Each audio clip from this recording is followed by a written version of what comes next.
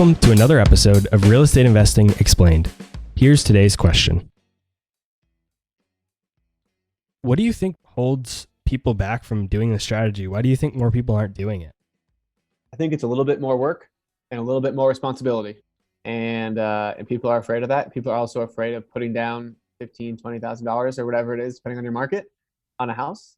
And yeah, I think it really boils down to just it being too much work and responsibility, and they don't want to handle it, and they don't want to go through the process of learning and all that kind of stuff. So Yeah, I think it's also the comfortability scale that you mentioned before. I think some people just want that comfort of having their own home.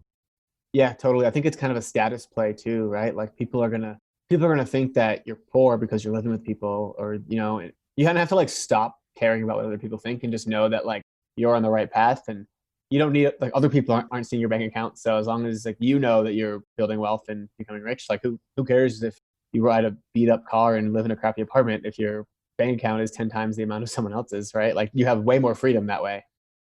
Yeah, and 2-3 years down the line, you'll have the last laugh.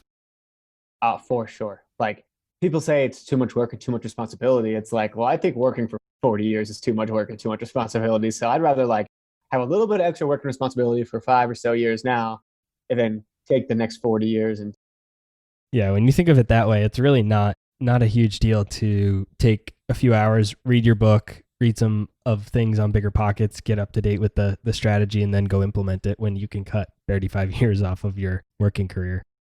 and that allows you to like, do literally whatever you want to do. Like some people like to travel, some people want to spend time with their family, some people want to start a business. But once you hit that point of financial independence, that's when you can really start to get like really, really wealthy, because you can start taking risks that people who aren't financially independent can't take, right? Like once you're financially independent, you then are playing to win rather than playing not to lose, right? Like most people in a W-2 job are playing not to lose, because if they lose their job, then what, right?